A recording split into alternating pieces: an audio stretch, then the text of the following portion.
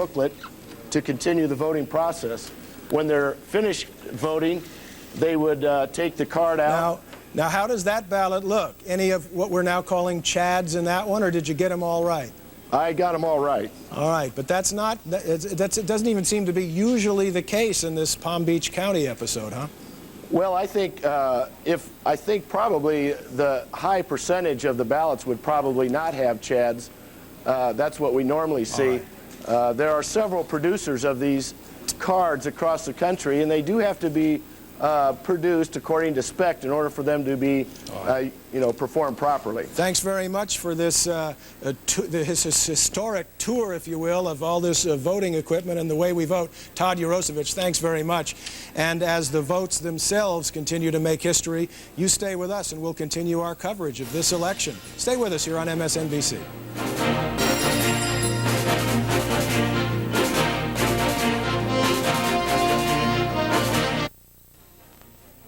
We come back to our NBC News coverage of Decision 2000. Who would have thought we'd be saying it on the Saturday following the Tuesday, which was Election Day? But here we are. We're saying it, and it's still happening. You were looking at those live pictures. We can go right back to them in Palm Beach County. I think they might have been taking a little break for a second, as you can see, but that's the room where they are counting the votes today by hand in Palm Beach County.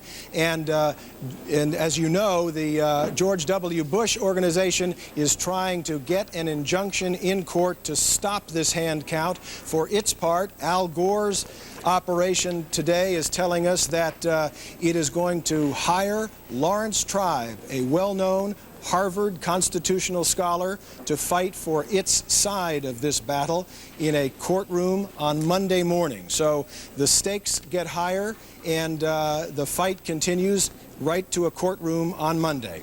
Hi, everybody. I'm Bob Kerr, back again with our coverage. We're going to go to another place right now in Volusia County, Florida, where NBC's Larry Weidman is standing by. Larry, that's another place where we thought there might be a hand count underway today, but is that the case? Well, in a manner of speaking, Bob, they were counting the write-in votes and ballots by hand, but it was actually part of the official election returns. The manual recount won't start until 8 o'clock tomorrow morning because this write-in count took so long. Tomorrow around 8, there will be about 250 people who will begin work in 2 7-hour shifts, working 14 hours a day, to count, a little more than 184,000 votes. Now, in the recount that was done after the election, the automatic recount, there was no change in the vote. So far in this write-in recount, they have discovered an additional 4 votes for Vice President Gore and an additional 1 vote for Governor Bush. But tomorrow, as this manual recount begins, the election officials, although they know about this lawsuit that's been filed in federal court, they say they will continue the manual recount until it's finished, and hope to have it finished in time for the deadline at 5 p.m. Tuesday to report the final votes to Tallahassee. Larry, tell us a little bit about Volusia County. What is the politics of Volusia County? What's it like? Well, in general, the Democrats carried the county, and Vice President Gore won by a nice margin here. But and they say that they're doing the recount simply because they don't want any question that the votes were accurately and completely counted, and that they do want to reflect the intention of the voters if they find any indication that there was a problem. I should say that they use a different kind of ballot here, and there's no issue here about confusion of the ballot. Bob? Well, that's one good thing for you and all the folks down there, Larry. Thanks very much. Meantime, of course, there were several major developments in that Florida recount today. NBC's Chris Jansing is following the story from the Florida State Capitol in Tallahassee. Hi again, Chris. Hi, Bob. And just when you think it can't get any more unusual or unprecedented, here we are again. And it started early this morning here in Tallahassee. James Baker, who's the head of the Bush recount effort, came here into Senate Room 110 and said Yes, we are going to fight this recount. We said we would fight the Gore campaign every step of the way. They accused the Gore campaign of dragging this out, and they said it has to end. So this is what got filed, 49 pages. Let me read you a little section of it. Under the heading Irreparable Injury, if an unlawful recount occurs and a changed result happens to occur, however unlikely they say, that tainted result will be broadcast to the nation. Any subsequent invalidation by this court will not be able to cure the serious damage to the legitimacy of the presidential election. Joining me now is spokesman for the Gore campaign, Doug Hadaway. Thanks very much for being with us at the end of what is another amazing day. What do you say to the filing of these court papers? We think that this hand count should go forward. We don't believe the federal judge is going to find any reason whatsoever that it should be stopped. This is a process that's set in motion under Florida law.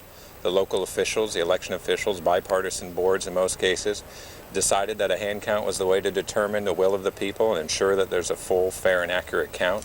The Bush campaign has said for days they don't want this to go in court, and here they are going into court. We believe that they should proceed so that we have a good idea and a full, fair, and accurate count of the vote. And yet there is a question that I think a lot of Americans are wondering, because here we are 4 days later, we don't know who the next president of the United States is going to be.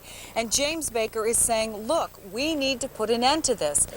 Next Friday, when the final overseas votes come in, at the very least, that ought to be the end of the process. At the news conference that we just heard from the Gore officials, we can't seem to get a firm commitment that next Friday we'll be any closer to an answer than we are now. Will we be? We'll know by then the results of the absentee ballots, as you mentioned.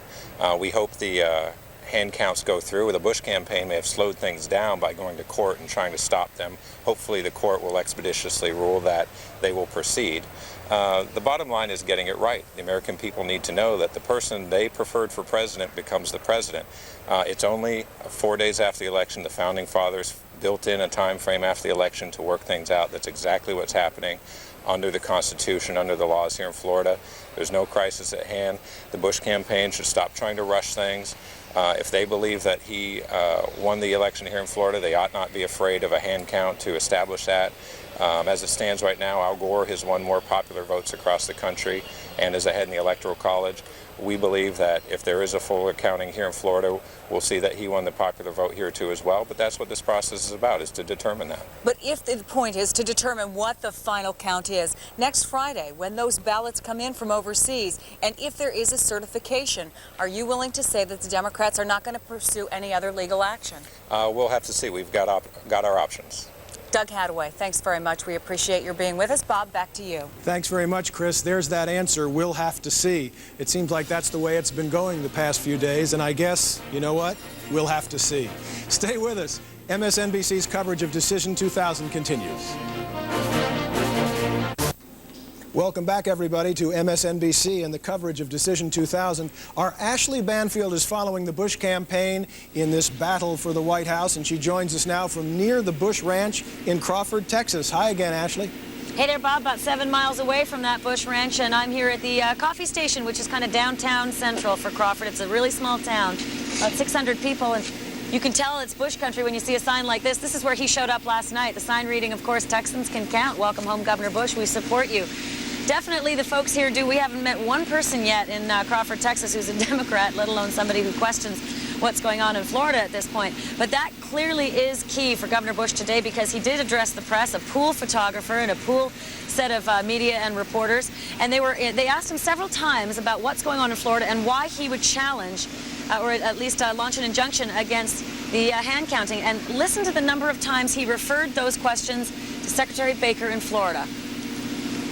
I think you ought to call Jim Baker, let him. He made the explanation today, and I thought it was a very sound and reasoned explanation. And if you got any further questions about that, just call him. Call his office. He'll be the person in charge of explaining our position as to why we don't think there needs to be 3 elections. I feel you ought to speak to Mr. Baker. He made a very strong statement this morning. It explains the rationale for our decision. And if you've got any further questions, I really wish you'd refer to him. The Secretary made a very strong statement, and I would refer all questions about that statement to him in his office. Okay, those are the strong statements that he's referring to, but what was so interesting was that yesterday the party line that Secretary Baker was saying was, I wish the Democrats would stop this endless string of legal challenges. I heard that line over 4 times yesterday, so it was very interesting when we saw some of these legal challenges being launched by the Republicans today. I want to show you something anecdotal about the stop that I'm in. Back during the primaries, this cat showed up at this particular restaurant and rest stop area. The cat was a stray cat, and the folks who own the restaurant started to feed the cat, and it stuck around for a while, but then took off for 2 months. They'd named that cat George Bush during the primaries because they thought it was kind of cute. Well, after 2 months, the cat came back, and guess what night the cat came back, Bob? As? Election night. Oh, of course. Election night, the cat came back, and the cat's been here ever since, and now is the proud pet of the restaurant owner's daughter. That's great. See those whiskers right there on the screen. Ashley Banfield, thanks very much. We'll check in with you again later. You must be exhausted down there, I'm sure. Now, we're going to come back with our coverage here on MSNBC of this phenomenal election in just a couple of minutes. Stay with us. Welcome back, everybody. Bob Kerr here at MSNBC as we continue coverage of Decision 2000. Just to bring you up to date today, a couple of major things have happened. Of course, the hand counting in Florida is underway in Palm Beach County. George W. Bush has gone to court to try to stop it. Then, a little later today, representatives of Al Gore came out. They didn't mount a separate court challenge to the Bush court challenge, but they did offer this challenge to George W. Bush. Warren Christopher on behalf of the Gore campaign saying, if Bush truly believes he won Florida, he should have no fear of a hand recount. So that's where it stands now on the Saturday following the Tuesday of the election. Now, even though the situation in Florida remains officially unresolved, I should say, the Bush camp says it's clear that their candidate is the winner and that Gore should now concede defeat. It is frustrating to lose an election by a narrow margin, but it happens. And it happened to the Republican presidential candidates in 1960 and in 1976. Both Vice President Nixon and President Ford put the country's interest first. They accepted the vote for the good of the country. Well, now let's really see what happened in 1960 in that election. This is Illinois. You can see how that one came out. You can see what the difference was. And a lot of people are saying that one of the reasons Richard Nixon did not mount a challenge to that outcome, even though there was some talk about how John F. Kennedy at that time might have done some odd things to pull some votes out of Chicago and out of Illinois, that Richard Nixon knew that his organization had perhaps done some similar things, and so he didn't want to open that can of worms. Then we can look at that 1976 result if we can. That's another one that James Baker mentioned there. You can see how the difference came out there, somewhat over 1.5 million votes difference, and we didn't reach crisis time that time as well, even though I'm sure Gerald Ford felt as though it were that. Anyway, what we have now, we're going to go to our war room here, we like to call it. I know Gore has one, I know Bush has one, and we have one here at MSNBC. And we're not suing anybody actually, fellas, actually, Gore has several war rooms all around the country right now. You're probably right. Let me ask each of you, we'll start there, what you have seen today that has struck you. Well, it strikes me that the Republicans are very concerned about time, because if they get a bad result, a lot of votes out of Palm County late in this month, for example, they could run up against no options and a loss at the Electoral College. That's what I think they brought a suit that otherwise isn't a strong one, because they want to force the issue of whether there's going to be a count of those strange ballots in Palm County. I guess. Well, they want to force the issue because the 3 precincts that were picked in this overwhelmingly Democratic county were 3 precincts that went 9-1 in favor of Gore. And the reason that is because the Democratic officials sitting on that board chose that, or 2 Democrats and 1 Republican. But Niger, that's not to say, is it, that if they counted more votes or other counties as well, that it would really change the result in favor of Bush? I mean, clearly they're going after a result that will show whether or not Al Gore had more votes. I think the question that the media has got to ask Team Gore and Secretary Christopher and Daley is, when is this process going to end?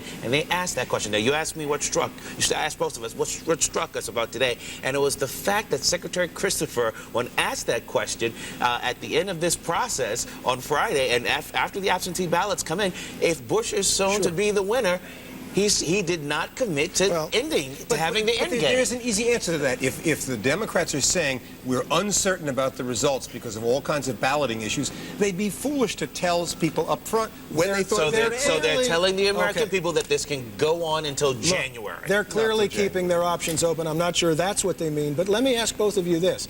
I think that it comes down at some point to a question of public opinion. Right now, this Newsweek poll that's out tonight seems to suggest public's willing to let this ride, let a recount happen, let another recount happen, but at some point, when does the public become impatient, or does the public pull the plug on it? It depends on how clearly the issues are spelled out. Remember what happened to the Republicans in impeachment. They thought they had a good issue. They thought they were being statesmanlike and lost at the by-election. Let me interrupt. We'll have to get back to you in a second. Sure. We've got Ashley Banfield down in Texas, right near George Bush's ranch. Ashley, what's going on? Hi, Bob. I just wanted to let you know, just after I got off the live shot with you, Don Evans, the campaign chair, actually drove in, and he's just getting gas, and I wanted to ask him a couple of questions when he comes out. He's on his cell phone, so Mr. Evans, can we talk to you a bit, real quickly, about your visit to the ranch? We're live on MSNBC. Are you sure we can't just get a quick word about your plans for the weekend? Okay, well, there you go. Don Evans, the campaign chair for George W. Bush, is talking to his son on the cell phone, but I thought if we had a chance to get a quick word with him as he's getting gas, we would try to find out what's happening at the ranch. We do know this, Bob. I can tell you that there were no high-level meetings anyway this morning, because when Dick Cheney showed up earlier, he had a chance just to tour the ranch with George W. Bush, and then Laura Bush showed up at about 3:15 Eastern Time this afternoon, and meetings were planned with Andy Card later on for this afternoon. Nice enterprise, nice try. I think it's kind of I tried. Well, it's kind of a hopeful sign that that the guy is talking to his son and won't be interrupted. These are people who obviously give up a lot and don't see their families a lot. So I think we can understand that. Okay. Okay, we're going to go right now to an appearance by Tipper Gore. When everyone who voted, and I just assume that truth and justice will triumph, because we have to believe it will, and we have to fight for it. So we will. So thank you. Yes, come here. Thank you. Right over here. Well, you guys, do you all know each other? Well, we just met. We just met today. Yeah. Right. Oh, that's so sweet. Okay. Okay. Presumably, this is happening outside the, well, we're not sure whether it's outside the Vice President's residence. It may well be. I think it is. Mrs. Gore, can you tell us how you're holding up? Watch out, guys. She's holding up fine, thank you. Looks like kind of a personal photo op there.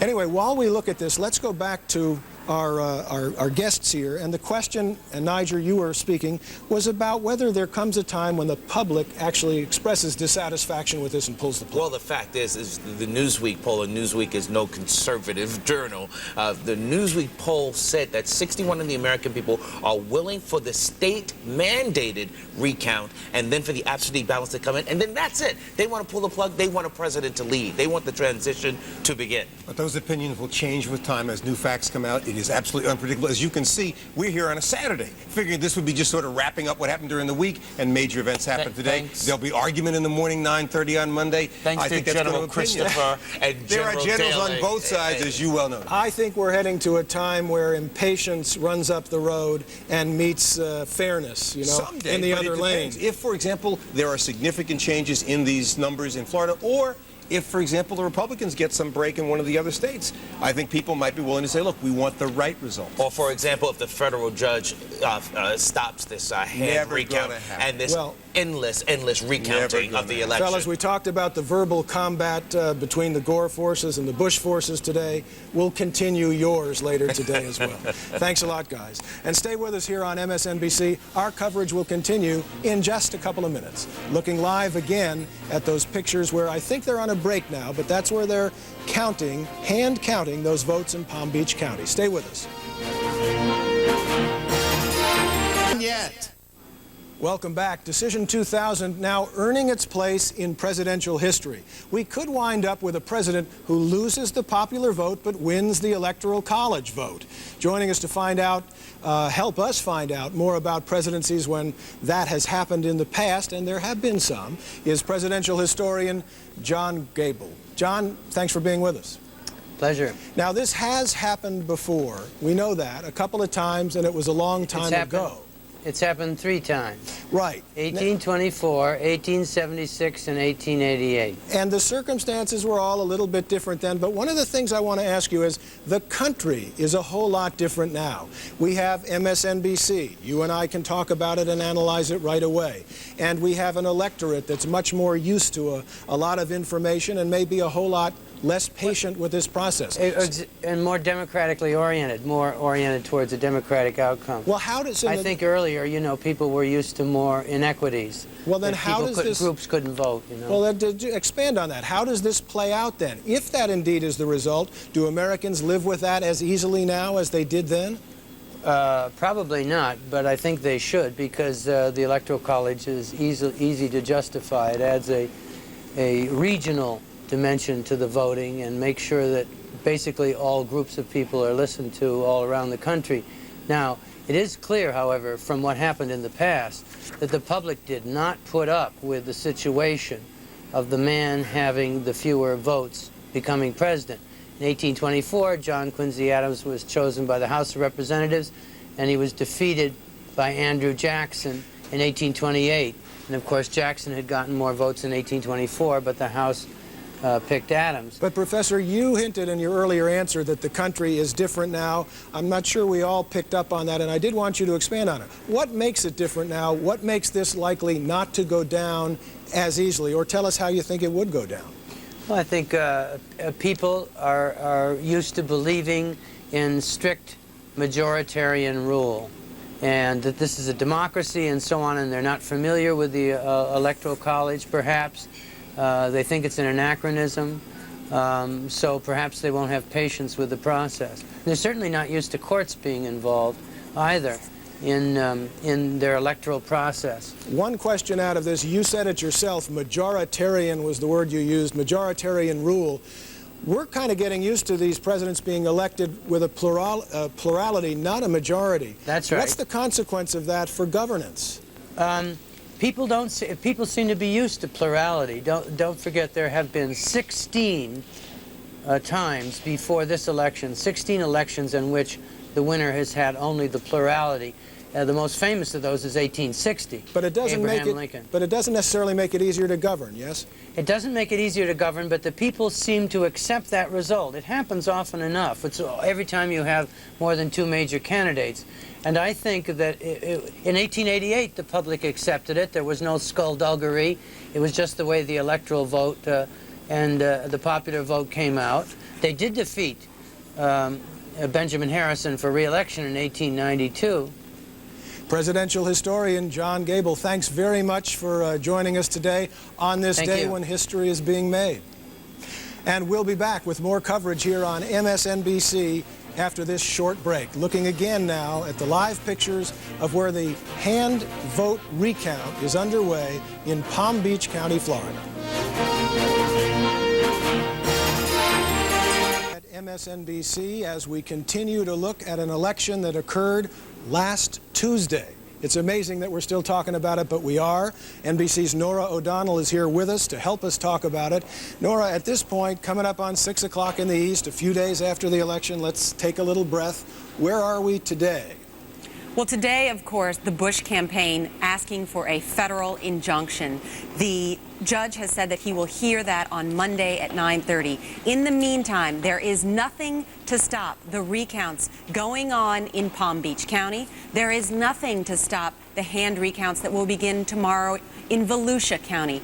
Both of those Democratic strongholds, which could produce extra votes for Gore, put him over the top. That's certainly what the Gore campaign hopes today. In response, the Gore campaign put out former Commerce Secretary Bill Daley, former Secretary of State William Christopher, who came before cameras today in a very forceful way to say that the Bush team should withdraw this legislation, this motion to block to block this manual recount. The other interesting piece of news that we've learned today, NBC News has learned, and our colleagues Pete Williams reporting that the Gore campaign has hired Lawrence Tribe of Harvard University to represent them on Monday at this hearing. Lawrence Tribe, a preeminent constitutional law attorney, someone regarded as a potential Supreme Court nominee. So certainly that is a bit of news as the legal and political stakes become even higher as this goes on. It's funny, you mentioned obviously that this hand recount is underway. We're seeing pictures of it. It could well be completed before that court hearing is scheduled to take place. What happens then? I mean, do they come out and say, okay, we've got a new result, and can you get an injunction against something that's already happened and already been announced? Well, that remains to be seen. That's clearly not what's in... Big legal question. A big legal question. And what we do know, however, is that these officials that we see right now doing the sunshine test, looking at ballots to see if, in fact, they have been punched for Gore or Bush, this will go on late into the night. They're planning to work through later tonight as they look at this. We can see this gentleman sitting in the back here looking at it. His name is Mr. Wallace. He is a Republican, and we're told by some of our reporters down there, Suzanne Malveaux, that he has been strongly objecting to some of the judgments on these particular cards. And in fact, at one point, it got pretty testy between all of them. Although for now we see them, they seem like they're continuing their work. But clearly, they've been sitting there all day going through these. They have to come to agreement about whether it was punched for Gore or Bush. Right. And I know you talked to a lot of people on both sides. Is it true that the Gore faction here, if you will, is under some pressure from fellow Democrats saying, be really careful here, walk a very fine line? How does that play out? Absolutely. Democrats on Capitol Hill are quietly cautioning the Gore team. They are saying, we support you, we're behind you till next Friday, till when we get this full hand recount, when it gets certified by the entire state of Florida. But beyond then, we're concerned that there could be a backlash. We're looking to take back the majorities in the House and the Senate in 2002. We don't want there to be a backlash. So while there is this support, there is at the same time among the Democratic Party cautioning Al Gore, don't take it too far. If once this vote comes in and it doesn't support you in Florida, it's time for you to concede. And is it your sense, not wanting to put you on the spot, but I know you've sensed their mood, do the Gore people really think that this recount might end it Friday? They might know Friday, given the absentee ballots and the recount, that they might have it in the bag. Well, the sense today that I was getting was a great deal of optimism, that there was a great deal of weariness earlier in the week, that this campaign is still going on, many of these people pulling 20-hour days, and yet a sense of optimism today that things may be trending their way. They believe that these recounts in Palm Beach County and others will go their way. They believe that the Bush-Cheney team made a legal and political mistake by asking for this federal injunction. They believe it wasn't needed, and they don't believe that they're going to get any help come Monday. They're setting up war rooms in Washington, in Florida. Raising money. Raising money, $3 million to continue this effort. So they are pushing forward, hiring prominent attorneys. All of this as they ratchet this up. Just a short time ago, we saw Tipper Gore out in front saying, we've got to fight this. Now, neither you nor I is a legal expert, but we have some important dates coming up. In the middle of these court cases, and possibly more court cases, you've got the date looming of December 18th. It's when the Electoral College meets. What's your sense of whether this can be wrapped up by then? I don't have much sense of whether it can be wrapped up. But I think what is interesting about December 18th, not only about Florida, but there are other states, too, that could become contested. You have states like Wisconsin, 2.5 million votes cast, decided by 6,000. If those electors are not certified by the state by December 18th, they will not vote. We will not be choosing out of 538. We could be choosing out of a much smaller number, depending on which state is not able to report or certify its electors at that date if the legal matter continues. NBC's Nora O'Donnell, thanks again very much for your insight and your contacts. Thank you. All right, we'll see you later. Well, some people have made this kind of a laughing matter, if you will, if you're one of the fans of late-night TV. Decision 2000 is giving those kings of late-night comedy a royal dose of political jokes. Let's take a look now. Who is the president du jour? Do we know now? We don't know. God, do you believe how long this thing is going on? Now they're talking about this big legal court battle thing. Do you realize before this is over, Gore and Bush, they could be retired and living in Florida. The whole thing would be a Well, Al Gore's lawyers are not taking this line. Did you see Al Gore's lawyers marching into Florida today? Take a look. Here they are. There they are coming. Here they are marching into Florida. Al Gore's attorneys. Yeah, there they come. There they are, yeah. And to tell you something, that race down there in Florida is tighter than a Palm Beach facelift, ain't it?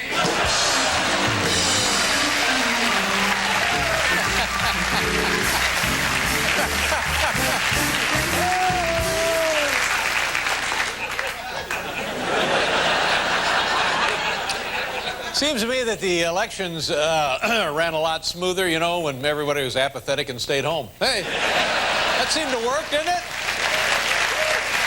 Yes, it worked for some of us. David Letterman there.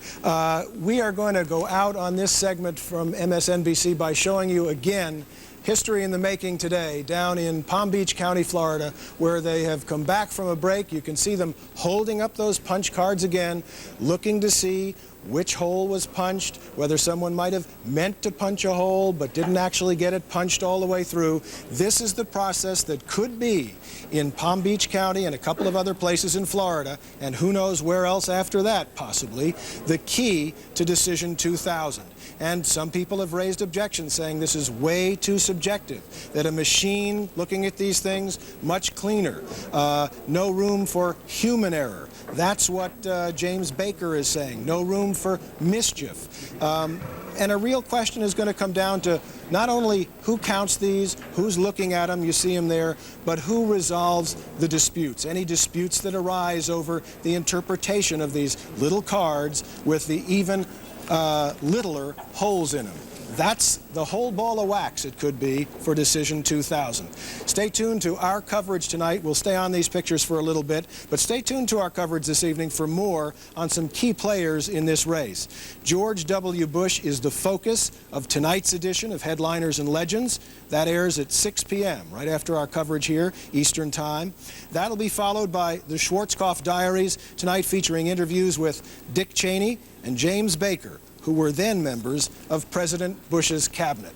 So another fascinating day, the Saturday after the Tuesday of this historic election. Well, they're all historic in a way, but this one is certainly one for the record books.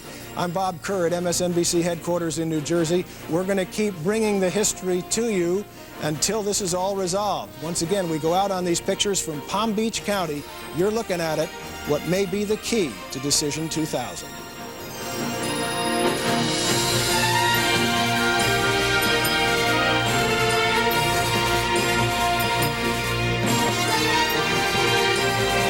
Special presentation of Imus in the Evening on MSNBC. A closer look at the campaigns and candidates of Decision 2000, featuring highlights from Imus in the Morning and his special guests. And now, Imus in the Evening. Bernard had a good point. We look like Colombia. Yeah. We had an election in America, and we got people in the streets. In a perfect world, should people who voted for Buchanan be able to change their vote? Well, absolutely, but there's no way to have a fair election and let everybody re-vote because there'd be so many special interests in there and lobbyists, and well, it would just be a nightmare. You can't do it. Let me tell you, the one thing that is certain, no matter who is elected president, the election for 2004 has already started. So the Smithsonian, is that true? It's kind of cool. They called and asked for your slate board? Yeah, that's what I understand. Don't give it to them. We were up all. No, I can't. I'm still using it. No, let's go on eBay with it, babe. There's no chance in the world. I'll give it to the Imus Ranch before I go on eBay. You know what has to happen? No. Buchanan has to go down to Palm Beach County and convince those people that he's not such a bad choice. Well, I heard you before the break talking about Bill Daley and his father, Richard J. You know, it's like Rod Serling in The Great Beyond has given us one extra Twilight Zone episode. I mean, Bill Daley pontificating on election fraud is like Madonna extolling the virtues of celibacy, or Jonathan Alter claiming that he's truly objective, or the I-Man would be like you suddenly encouraging people to have a nice day. Yeah. It's just, it doesn't work. I think they would have got it wrong if it was a bingo card. Okay, maybe we should bring back literacy tests. How about this? We shall overcome. Well, you know, I got a fax you and I did from Hamilton Jordan, former chief of staff for Jimmy Carter, our old friend, of course. Right. And he points out that the voting model that was developed and used in Florida was obviously flawed, talking about this butterfly ballot, these same people who are so expert in developing these voting profiles either did not know, or, well, this is not talking about this, talking about the entire voting model for Florida. These same people who are so expert in developing these voting profiles either did not know or ignored the simple fact that they called the election while voters in the panhandle of Florida, which is in the central time zone, were still voting, having been told by the news media that Florida was a whole ball game. You know, that's all we heard all night long is Florida, Right. Florida, Florida. Yep. Bush supporters in Florida and all over the country could at least argue that many of their voters standing in line or on their way to the polls did not vote because the news media called the state for Gore. The Panhandle, called the Redneck Riviera, is the fastest growing area of Florida, very conservative, and would be considered by any objective political observer to be to favor Bush. Elections involving almost 100 million voters are by nature imperfect. The ballot design in Palm Beach is certainly not perfect, though, as James Baker pointed out, nobody complained about it beforehand. Now, this is a very good point. All right. However, if it is as bad and confusing as some people are charging, Buchanan should have received 50 to 100,000 votes in Palm Beach instead of several thousand out of 400,000 plus. Wow. So fewer than 7% of the people who voted with his butterfly ballot got it wrong. Conversely, well over 90% of the people who voted with the ballot got it right. Now, you know, in a perfect world, should people who voted for Buchanan be able to change their vote? Well, absolutely, but there's no way to have a fair election and let everybody re-vote because there'd be so many special interests in there and lobbyists, and, well, it would just be a nightmare. You can't do it. Right now, from NBC News, the Washington bureau chief of that organization and the host of Face of Meet the Press, God. Idiot. Tim Russer. Good morning, Mr. Russer. Good morning, Mr. Stern. I didn't misidentify you. No, he corrected I corrected myself. How are you, Don? Good morning. Well, I'm fine. We have an election here in America with people in the streets. God.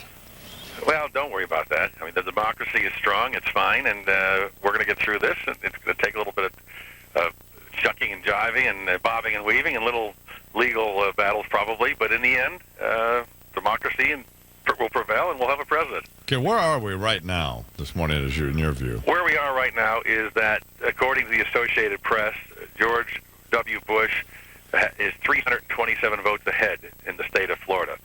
The Secretary of State's office this morning on the Today Show said that margin might not be entirely accurate and track exactly, but we will have a final vote certified on Tuesday. No one is suggesting that, at this case, that Bush is behind in any tally or assessment. We still need to have the couple thousands of votes from citizens living overseas that have not been tabulated. The Bush people say that those will be predominantly people associated with the military who have a disposition toward the Republican Party. The Gore people say that is not only the case, but this year is different. There was a significant number of ballot requests from Israel because of the presence of Joe Lieberman on the Democratic ticket, and let's see how they come in. Sure. And they're exactly right. Let's wait until those are tabulated and announced, which will be 1 week from today. But 1 week from today, the state of Florida will certify that either Al Gore or George W. Bush has won the state of Florida. There could be requests for hand ballot counts, and if they show any kind of aberration from the computer tally, that could slow it down a little bit. But once that is done, and it should be done within the next week or 10 days, then the winner and loser have some big decisions to make. If Bush wins and Gore loses Florida, Gore has to decide whether or not to go to court, and vice versa. If Gore happens to pull this out with the recount and with the overseas ballots, then Bush has to decide, does he want to contest Iowa? Does he want to contest Wisconsin, New Mexico, Washington State? I've been playing with this electoral college map, Don, and if you just give me 30 seconds here, because you got plenty of time. It's fascinating. If 2.5 million votes in Wisconsin, a difference of 5,000. In New Mexico, a difference of around 10,000. In Oregon, only 85% of the ballots have been counted at Bush with a lead. If Bush wins Oregon and New Mexico and Wisconsin switched from Gore to Bush, and Gore won Florida, you would have 269 to 269 electoral college. The election would go to the House. If, in fact, Bush won Florida, but on recount, Gore won New Hampshire, and on final count, Gore won Oregon, and he holds on to New Mexico and Wisconsin, he gets 271. He doesn't need Florida. Right. So this thing has a lot of volatility. But my guess is in the end, it will all come down to Florida, Florida, Florida. And in the end, it will come down to one of these candidates having to make a decision whether they fold their cards and say, okay, I lost, I don't like it, but the process must go on. So the Smithsonian, is that true? It's kind of cool. They called and asked for your slate board? Yeah, that's what I understand. Don't give it to them. We were up all. No, I can't. I'm still using it. No, let's go on eBay with it, babe. Hey, let me tell you, the one thing that is certain, no matter who is elected president, the election for 2004 has already started. I mean, play this out. If George W. Bush is elected president by carrying Florida, Al Gore is going to say that he won the popular vote and that more people went to the polls in Florida intending to vote for him, and only because of these irregularities and technicalities was he denied taking the oath of office. And therefore, he's going to function, in effect, as the shadow president for the next 4 years.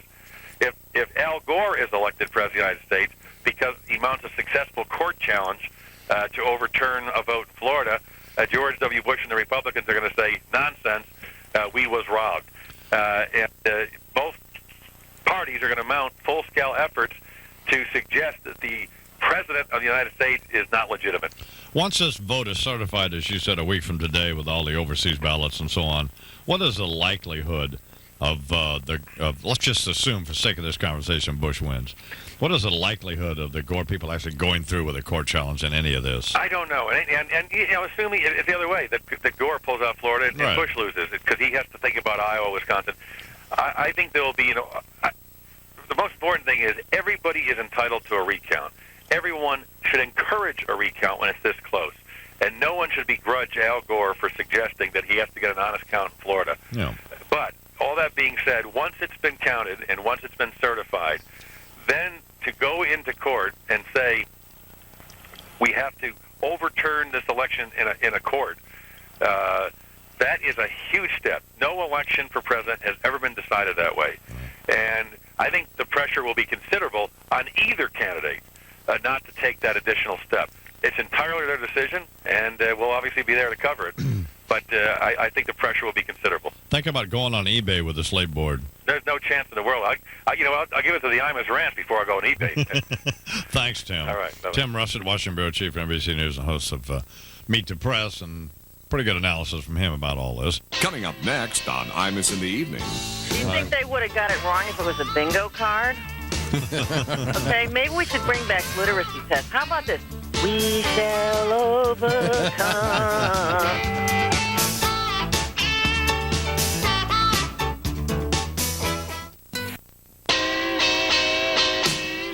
Got another fax here from Hamilton Jordan, former Chief of Staff to Jimmy Carter. In 1980, as you remember. Premature concession.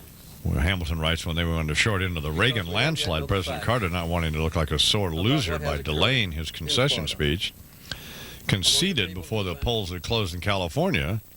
This caused a significant fall off in the California vote and probably cost one or two Democratic congressmen their seats, something that President Carter regrets to this day. That's from Hamilton Jordan, former Chief of Staff to Jimmy Carter. Of course, Mr. Jordan has seen the error of his ways in that association, clearly. But we've been told for weeks that the whole ball game was Florida, Pennsylvania, Michigan, Ohio, but particularly if whoever was able to put together Florida, Pennsylvania, and Michigan was going to win the election. So, I mean, everybody had been told that. And that was almost a mantra from Tim Russert on... Speaking of the trifecta. On NBC and other folks. And so if early in the evening before the polls closed in Florida, and certainly way before they closed out west, if the networks have declared Pennsylvania, Michigan, and Florida to Gore, and you're strictly a presidential voter, as opposed to trying to vote for the local sheriff or being whatever, you know, there's a potential that you wouldn't vote. And just a potential, obviously. I mean, I'm not charging that that's the case and so on. And then there's a suggestion in USA Today this morning that many of those states out there had record low voter turnout. Anyway, here from CNN is Mary Matlin, who's probably been in a few screaming matches herself over all this. Can you imagine? Do Sure. you think they would have got it wrong if it was a bingo card? Okay, maybe we should bring back literacy tests. How about this? We shall overcome.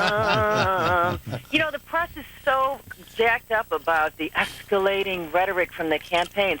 Who was the Bush campaign put out? Secretary Baker, Senator Dole versus Jesse Jackson and his rent-a riot down there. It's just, you know, who's escalating the rhetoric here? Well, what do you hear is going to happen? Well, first, I want to just clear up one thing that I keep hearing over and over. This is not a nation split right down the middle, okay? We are a democratic republic. We are founded on reason and the rule of law. We have deliberative pauses built in all along the way. One of those pauses is the electoral college, okay? We don't have a national election. We have 50 state elections, and George W. Bush won 32 states. Al Gore won 18 in the District of Columbia. He lost his own home state. He lost the president's home state. He lost West Virginia, which Democrats have only lost once in the since 1972, in Reagan's landslide 84 reelection. So it's not split down the middle. Bush won 32 states. If it was a popular vote contest, and the popular vote spread is now at 90,000, 97,000, we could have jacked up more votes out of Texas or those 32 states. Once you get the majority of the votes that you need to get the electoral votes for that state, you move on. You don't campaign there. You don't think we could have gotten another million votes out of those 32 states that we didn't campaign in because we were already winning? This is a ridiculous argument that we're split down the middle and somehow the popular vote prevails. No, the electoral college prevails, and Bush is winning that. In fact, there was a map that I believe USA Today had that showed that that Bush prevailed in almost all of the states, and that there were just pockets. For example, along the coast in California and in some other areas in various other states, but in certainly all of the rural areas and the less populated areas of even the states that Gore won, Bush won. But let me say this again. Karl Rove set out a very specific strategy. Rather than go after then rely on the big states which have those liberal urban areas, he did this building block strategy, and he pursued it with all those little states, including West Virginia and Tennessee and Arkansas and Oregon, which is going to come home for us. That was a specific strategy based on what the founders divined 200-plus years ago, the Electoral College. So this notion that he won the popular vote, that somehow, which is not going to hold up, by the way. By the time these million absentee ballots are counted in California and the hundreds of thousands that are out across the nation, I'm predicting that it'll draw even or we will gain in the popular vote. But that is not the contest. I can't stand the split down the middle argument. We are 50 separate state elections, and Bush won 32. Now, I want to speak to something else because I kept hearing it this morning. And you're making this point instinctively. There is a correlation between that early call that the networks and all of us made and the outcome. I was on the phone with the campaign all night long, and when Florida was called, people literally got up and walked out of our phone banks that were making turnout calls, literally got up and walked away. They were standing in polling lines, and they were convinced, as was the whole nation by all the pre-punditry, that as goes Florida, so goes the nation. People are not motivated by the possibility of defeat. They're motivated by the possibility of victory. That's why in the waning days, Carl was saying, was giving off this, trying to exude confidence, because people are motivated by victory, not by defeat. That wouldn't have spiked their turnout out west. They just went home. I know this for a fact. I was on the phone with them as they were leaving polling places. As they were leaving phone turnout banks and as they were walking away from polling places, including in the Panhandle in Florida. So that call, I'm not whining about it. I'm just saying that if that call hadn't been made, who knows what the difference in votes would have been. Certainly it exceeded 327, which is where we are in Florida right now. Well, any reasonable person would think that. They all try to deny it, but if you've heard for months that Florida's the key and Pennsylvania and Michigan, and then they're all declared for Gore, and you're going to vote for Bush here in California, you got 2 hours to wait in line or 20 minutes. You figured I'm going home. Who knows this? Thank you for applying some common sense here. The notion, I mean, they ought to just say, look, we were wrong. It had dire, dire consequences, and the consequences were for Bush, not for Gore.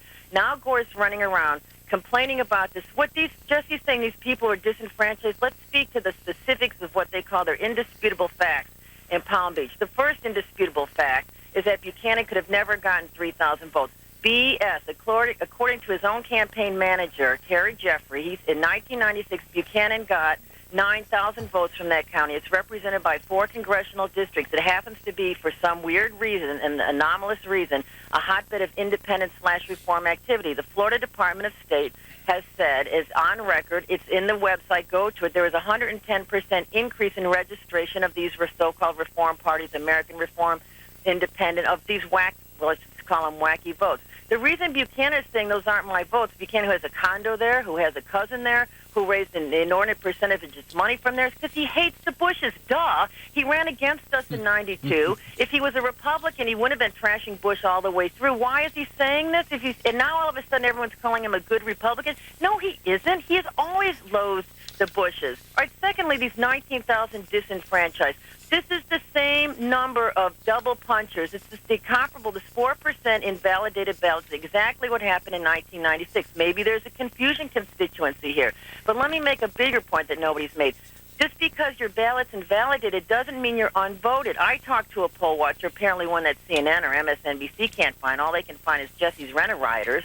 But I talked to one yesterday who all day long had 3 confused people who said, I think I screwed up my ballot. She gave them a new ballot, marks their first ballot invalid. It goes into the invalid pile. That doesn't mean they didn't vote. They went back and voted. This is just happy crap, and I can't believe the press is just going with it. Well, thanks for appearing on the program, and I like to watch you when you get worked up and start screaming. So I want to think that through. Well, thank you very much.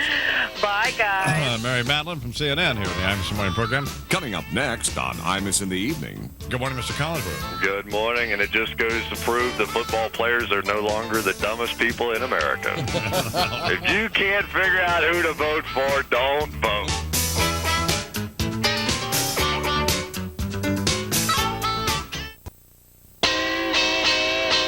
Please welcome now to the program from Fox Sports and HBO, Chris Collinsworth. Good morning, Mr. Collinsworth. Good morning, and it just goes to prove that football players are no longer the dumbest people in America. If you can't figure out who to vote for, don't vote. Give me a break on all this. Honest to God. Isn't that Give me a break. Do you know those butterfly ballots are used in like 70 of 85 counties in Ohio? I did not know that. Yep. Absolutely the truth. It just blows me away. This whole thing, and now they're down there, it's going to get stirred up. It's going to be ripping at the country. And, you know, this whole election that's tried to divide the rich and the poor and the working class and the elite is just getting worse and worse and worse. We wound up looking like a banana republic. We have an election and we got people in the streets with signs. I mean, it's not good. Now from Newsweek, here 12 minutes after the hour is Howard Feynman. Good morning, Mr. Feynman. Good morning, Mr. Imus. So what do you think? Well, I spoke to Bill Daley last night at some length, and he's trying to calm things down from his point of view. He's saying, hey, what's the big hurry? We don't really need anybody until January 20th, so let's just take our time here. So after having gone out and given a speech or an address yesterday during the day that really, I think, got everybody in the Democratic coalition all jacked up, and got all of us writers and pundits talking about crises and constitutional political crises. He's now saying, hey, what's the big deal? Which I thought was clever, for sure, but I don't think it's necessarily a great... My rule of thumb, I guess, is if you have a story where both Janet Reno and Jesse Jackson are involved, that's probably not a good thing. No. If you have an American election and people are in the streets with signs, that's also not good. It's probably not good. I mean, the thing about the ballot in Palm Beach County, some people are saying flat out that it's illegal. Yeah. But that, I think, reading the law is a stretch, because all the rules they're citing are addressed to paper ballots. This was not a paper ballot per se. It's a sort of a semi-machine ballot, and it says that you have to follow the rules to the extent practicable. And only a judge could decide whether that ballot in Palm Beach County is in fact or was in fact illegal, but that hasn't stopped a lot of people from going out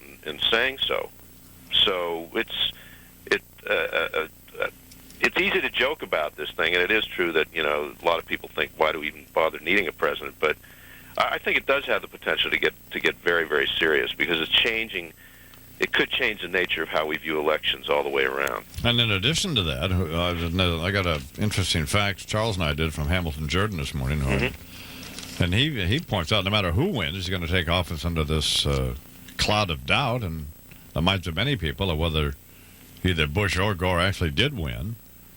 And so how do they govern? That's going to be... Well, I think if we are going to have a winner at some point that will be officially declared in Florida, that's going to happen at some point. Once that happens, then I think that the tone of the thing will change, and no matter how narrow the margin of the winner, that I think that person will have the chance, not only a lot of goodwill to start out, but will have the chance to show by their actions that they know how to lead. And it could turn out to be it's not Pollyannish to say, it could turn out to be a great opportunity for that person, step by step. That's a pretty good observation, yeah. All right, Howard, always nice of you to be on the program. Thank you. Okay, take care. Coming up next on Imus in the Evening. This bulletin to the Democrats: we are not your enemies. We are your political opponents. Yeah. So it's not a good idea to say, hey, come on in here, Hop Sing, and bring me some campaign donations from Communist China. Watch the Imus in the Morning program, weekday mornings from 6 to 10 a.m. Eastern on MSNBC. Or listen to Imus on WF's is a special presentation of Imus in the Evening on MSNBC. A closer look at the campaigns and candidates of Decision 2000, featuring highlights from Imus in the Morning and his special guests. And now, back to Imus in the Evening. Here now from Arizona, Congressman J.D. Hayworth. So what do you think? Well, I heard you before the break talking about Bill Daley and his father, Richard J. You know, this is like, it's like Rod Serling in The Great Beyond has given us one extra Twilight Zone episode. I mean, Bill Daley pontificating on election fraud is like Madonna extolling the virtues of celibacy, or Jonathan Alter claiming that he's truly objective, or the I-Man would be like you suddenly encouraging people to have a nice day. Yeah. It's just, it doesn't work. No, it doesn't. We got an interesting facts from Hamilton Jordan, the former chief of staff for Jimmy Carter. And he points out that the ballot designed in Palm Beach is certainly not perfect on this butterfly ballot. However, if it is as bad and confusing as some people are charging, then Buchanan should have received 50 to 100,000 votes in Palm Beach instead of the several thousand out of the 400,000 plus cast that he did receive. So that's exactly the point. And the other deal was the person administrating the administrator for the elections down in Palm Beach County, who happens to be a Democrat, put this ballot in place precisely to help elderly voters in terms of legibility, in terms of being able to see names. We used to have this ballot in Arizona, and the irony again is Bill Daley and Jesse Jackson in Cook County, Illinois, have this type of ballot. Doesn't look good, though, does it, for this country to have an election and then to have people in the streets? Well, this is the legacy of what you get when suddenly, hey, let's take that rule of law and just trample on it a little bit. Let's just forget about it. Wow. And that's what you got going. I mean, did you hear the Vice President Gore on I'm Wednesday? begging you, by the way, to stop doing the stupid voices. It's unbecoming for a congressman. That's number one. Well, you know, getting upbraided. Even though you are a congressman. Anyway, what were you saying now? Well, I was just saying that it was very interesting to listen to Vice President Gore in what appeared to be a very statesman-like address. He even had a little Clintonese in there in his statement when he said the consent of the governed, given freely in election process whose integrity is beyond question, is the living heart of our democracy. The clause in there, obviously they're going to attack the integrity of the ballot process in Florida so that all bets are off. Yeah. And it's just, you know, it's not a laughing matter. It's really very sad, especially when you take a look at the guy who was demonized for the better part of the last quarter century, Dick Nixon, in 1960, when there was ample evidence of voter fraud in Cook County and other places. He said, no, the country can't go through this. We're not going to protest the outcome of the election. Of course, here's another point from Hamilton Jordan, incidentally. And that is, no matter who wins, they're going to take office under this hideous cloud of doubt, and from the minds of most people, did he really win, whether it's Gore or Bush? So Well, I think it'll be a challenge for whomever becomes president. I believe it will be Governor Bush, and I think there is a daunting challenge there. But let's not forget when he took over as governor of Texas from Ann Richards, there were a lot of people who thought he couldn't succeed there, and he did well. And that's the reason he's our nominee, and that's the reason I believe he's been elected president of the United States, albeit by a narrow and disputed margin this morning. 327 votes out of around 6 million cast, and of course they have to cast these absentee ballots from, I guess, it's mostly servicemen, although some are going to come from people living in Israel, and one would presume those would probably be for Gore. So they're not out of the woods yet. I mean, either Bush or Gore. Well, it's that noted political philosopher Yogi Berra. It ain't over till it's over. Those ballots do have to come in. If I were them, if I were either Gore or Bush, I don't believe I'd have said much of anything. I'd just wait until all of the votes are counted, and then if they have a problem, and then I'd start screaming. But well, it's just very sad that really what disturbed me yesterday, all kidding aside, no voices, anything like that, when Bill Daley came out and made that outlandish statement about folks being disenfranchised and just completely rejecting the notion of the recount, it was just very sad. Very sad, because it puts us on a track to where you're going to see recounts across the country. And let me tell you, if you get into that and take a look at what went on in California with a mailer to non-citizens saying, here's your voter registration card to help you Election Day, if you take a look at some of the what appears to be mail fraud in terms of some of the ballots sent to folks who were registered in the Panhandle but lived down in Miami, and apparently somebody intercepting their ballots, there are reports of that in the Pensacola newspaper.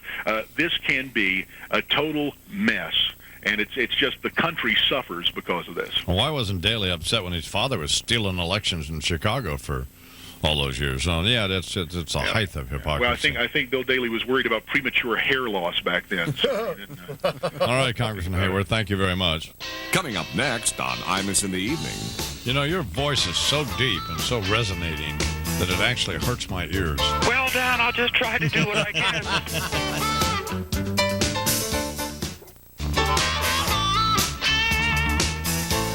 Please welcome now to the Imus Morning Program, my brother Fred Imus. I have a small problem. What? Well, when I did so poorly on my picks last week, I made them out of a newspaper, and somebody had folded that newspaper. So when I was looking at the Kansas City-Oakland game, Kansas City was actually lined up with Cincinnati. So I assumed that Kansas City was playing Cincinnati, and then no way Kansas City would lose that game. Right. However, in re-examination, I noticed that they are actually playing Oakland. Right. And I would have never picked Kansas City to beat Oakland. Right. So I'd like to make my picks again, if you don't mind. No, you're not going to make your picks again. You have to go with those picks. We have a... Fred would be one of those voters, too, down there. Yeah, you absolutely would be one of those voters. Oh, yeah. You know what has to happen? No. Buchanan has to go down to Palm Beach County and convince those people that he's not such a bad choice. Good morning, Mr. Brokaw. Good morning, I-Man. How are you? No, I don't know. You look okay. Thanks. What a mess this is. This whole thing. I mean, we shouldn't have an American election, regardless, with people in the streets with signs and demonstrations. It makes us look like Colombia, for God's sake. Well, I think Colombia may be a notch above at this point. It is a bit of a nightmare. On the other hand, we want to make sure that we have someone who is a legitimate president, that we know that the votes have been counted accurately, and that the final winner, whether it's George W. Bush or Al Gore, is someone that the country wanted to have in the Oval Office. It is a real commentary on how deeply divided this country is, and split almost right down the middle. So whoever wins this election will go to the Oval Office slightly wounded, it seems to me, from a political point of view, and it's going to require some extraordinary political skills to deal with the country, with the Congress, and with the rest of the world. Obviously, the winner will have all the inherent powers of the American presidency, but, John Kennedy, when he just barely staggered across the line in 1960, then brought in a team of all-stars for his cabinet, and he had his charisma, and they worked very hard on their public relations, their image building, and within 3 or 4 months, he was thought to be, a man who had a real mandate in the country, and then performed admirably in the Bay of Pigs by acknowledging that it had been a terrible mistake, and then managed the Cuban Missile Crisis, and people forgot that he only won by 118,000 votes. Of course, he had a lot more electoral votes, but... Yes, he did. And people forget that as well, by the way, that he did not need Illinois, incidentally, to have won that election. And I was looking at some of the vote fraud figures out of Texas, where Lyndon might have helped lock up a few just for reserve, but they won Texas by several thousand votes, so they probably didn't need those.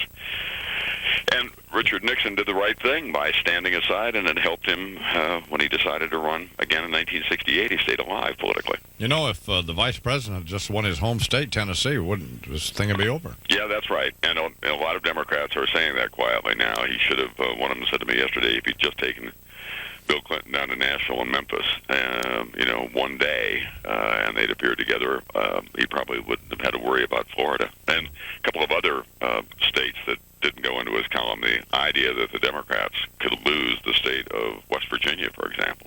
I was talking to Russert earlier this morning, and he said neither he nor you realized when you all projected, as did everybody else, that Gore had won Florida, that there were still polls open there. So it kind of a discussion. I thought Bill O'Reilly, that nut on Fox, had a pretty good point last night that everybody was blaming you and Rather and everybody else, not recognizing that you guys are sitting there talking to us, explaining what's going on with that thing in your ear, and it's just you're not making a decision, at least at that point. No, we have these gurus who do that, and they've been exceptionally successful in the past.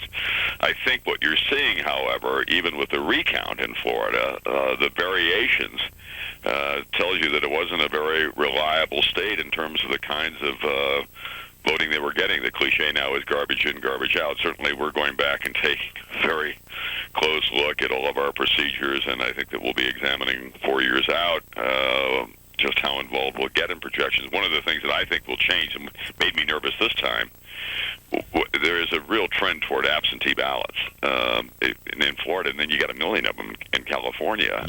These are unopened ballots that you can't put into some kind of a model. You remember that we talked before the election, and I said, why don't we just get an electronic card of some kind and do that ATM machine type voting so everyone will feel that it's secure and that they can read it out all at once? Why don't they? I don't know. Controlling elections is always a political plum in every state. You have these election commissions, and they like to try to find whatever advantage that they can. But I do think that across the country there will be calls for reform, and certainly in the state of Florida, I would think that the legislature and others would get on the case. Think of the poor woman who was in Palm Beach County and a Democrat who designed that ballot, had it approved by the state, and then published it. And now, if it turns out they're not successful in getting some kind of a legal remedy, this Democratic official in Palm Beach County could have cost Al Gore the presidency. Of course, they said, I thought Karl Rove had a good point yesterday. They had a very similar ballot, ironically, out of Cook County, Illinois. Yeah, and the other thing is that, by the way, about that ballot in Palm Beach County, 4% of the people got it wrong, 96% got it right. Yeah, so you have to keep that in mind. And also Karl Rove's point about, as Tim and you were talking about today, I mean, it is very close in Wisconsin yet, very close in Iowa yet. We've got 1 million unopened absentee ballots in California. In New Mexico, it's still in play. It's very close in the state of New Hampshire.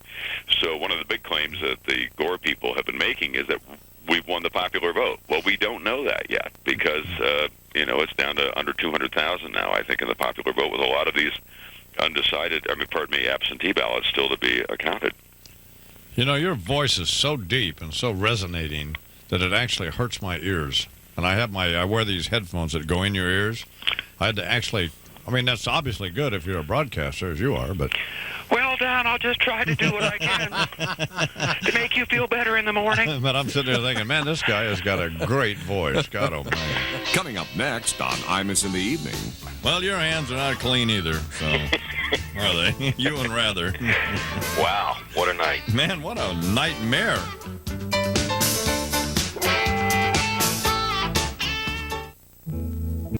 Imus!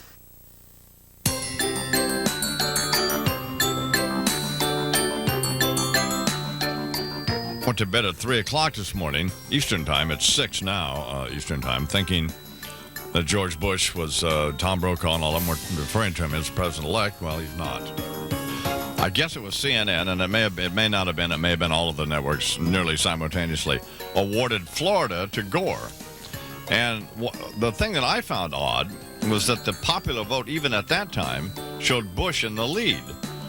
So nobody explained why they were awarding Florida to Gore, and you could see on the screen that Bush was ahead. In addition to all of that, all of the polls weren't closed in Florida, which I found unconscionable. What do you make of all this? Absolutely extraordinary. I mean, the irony, if Bush now should lose, to have his brother there as governor presiding over his defeat is mind-boggling. I'm a bit of a student of American history. I don't think anything like this has ever been seen before. I mean, it was a bizarre night to sit there. I mean, I did get fascinated. It was fun to watch Tim Russert and Tom Brokaw at one point actually kind of look at each other. Then suddenly, wait a minute, there were only 560-odd votes separating the two. Gore then retracts his concession. This is all after you went to sleep, missing, of course, the most remarkable moment in American political history. Well done, Don. Well, I mean, I had to get a couple. Well, no, I guess I didn't. But anyway. You know what, Don? The reason why I don't buy this is because if you were watching, like, the University of Hawaii play Guam, you'd have stayed up and watched it. I resent this. Excuse me, is it true? No, it's not true. Absolutely not. I mean, I just couldn't stay awake anymore. And my wife stayed awake, though. Well, okay. So she was instructed to wake me as soon as something happened. It was disgraceful, and all of these networks, all of them, it was disgraceful for them to declare a winner in Florida before the polls closed in Florida. Yeah. At the very least, disgraceful. I mean, and you wonder what the motivation was, by the way. But weren't any of these people at any of these networks aware that the polls in a part of the state of Florida were still open? Right. I have a copy of the New York Post, and with big red 120-point letters type, it says Bush wins. We will not know what has happened at least for a couple of days, and I think this makes the couple of weeks after potentially kind of dicey. If Bush only wins Florida by 1,700 or 1,800 votes, and you conversely have these 3,100 votes over here in Palm Beach, where these poor old bastards thought they were voting for Gore and wound up voting for Buchanan because of some ballot screw-up, I think you got to protest that. And, you know, you got to give Russert his due, and he said it from day one. Florida, Florida, Florida. Florida, Florida, Florida, screaming his guts out. Yep. Don't expect much to happen. Probably we'll tell you tomorrow morning what the deal is, or you'll already know. Well, here's where we are. We still don't have a president, but they're going to complete this vote count in Florida by, they say, 5 o'clock Eastern Time. Good morning, Mr. Schieffer. Good morning, Don. Well, your hands are not clean either, so are they? You and rather. Wow, what a night. Man, what a nightmare, huh? Nightmare. That would be the word, wouldn't it? It seems to me that down there in West Palm Beach, yes, they gave them a ballot that would be confusing to old geezers like me, and I think that's legitimate, but shouldn't that have been taken care of before this balloting began? So it seems to me that 19,000 votes is a lot of votes to throw out, but at the same time, if somebody didn't follow the procedures, even if they were convoluted, those were the rules of the game at the time. The unofficial canvass of the presidential vote now includes all 67 counties in Florida, and it shows Republican George W. Bush the winner in the race for the White House with a scant 327-vote lead over Democrat Al Gore, but officials are saying it could be as late as Tuesday, a week after the election, before the state is able to certify the ballot results from all counties, and of course they're still awaiting the overseas absentee ballots for losers. Well, you know, I got a fact sheet you and I did from Hamilton Jordan, former chief of staff for Jimmy Carter, our old friend, of course. Right. And he points out that the voting model that was developed and used in Florida was obviously flawed. These same people who are so expert in developing these voting profiles either did not know or ignored the simple fact that they called the election while voters in the panhandle of Florida which is in the central time zone, were still voting, having been told by the news media that Florida was a whole ball game. You know, that's all we heard all night long is Florida, Florida, Florida. Yeah. Bush supporters in Florida and all over the country could at least argue that many of their voters standing in line or on their way to the polls did not vote because the news media called the state for Gore. The ballot design in Palm Beach is certainly not perfect, though, as James Baker pointed out, nobody complained about it beforehand. Now, this is a very good point. All right. However, if it is as bad and confusing as some people are charging, Buchanan should have received 50 to 100,000 votes in Palm Beach instead of several thousand out of 400,000 plus. Wow. There's no way to have a fair election and let everybody revote because there'd be so many special interests in there and lobbyists, and well, it would just be a nightmare. You can't do it. But they need to resolve this. Watch the Imus in the Morning program, weekday mornings from 6 to 10 a.m. Eastern on MSNBC. Or listen to Imus on WFAN Radio 660 in the New York area or on radio stations across the country.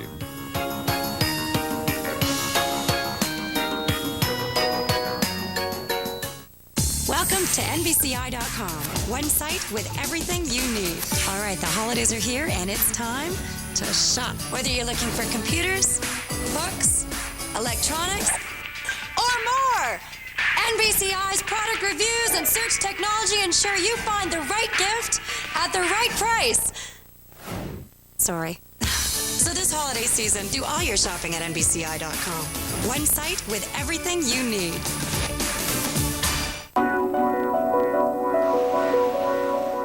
Can you imagine a world where you can take your shade with you? We can. An automatic rear sunshade. Just one of the many innovations you'll find within the sanctuary of the Infiniti i30. It's all the best thinking. They're young. And some just think that way. The people and companies that were born digital. Or reborn. As comfortable with data as the last generation was with the telephone. As long as they have the right set of tools. And the right company behind them. WorldCom Generation D.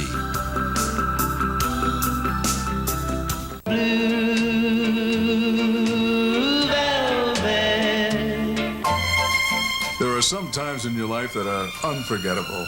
Now Mystic Music lets you relive all your special memories with Moments to Remember. April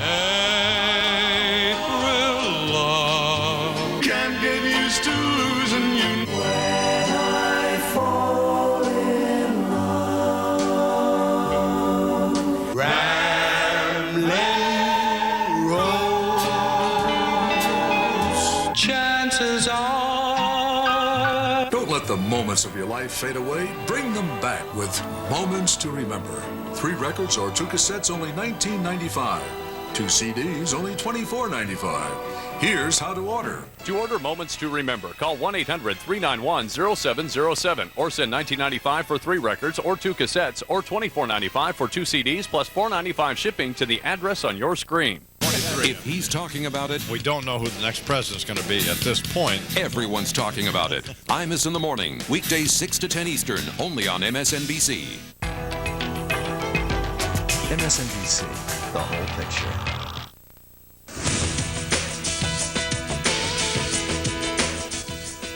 The weather map in motion showing more messy weather in the nation's heartland tonight and tomorrow. It's snowing in parts of the central and northern plains. Our temperatures tonight tumble into the teens and 20s, even single digits in parts of the nation's heartland, and there will be little recovery tomorrow.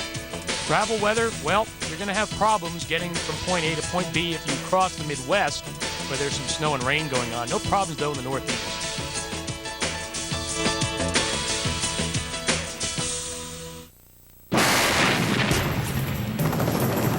If you're going to go to war, you go to win.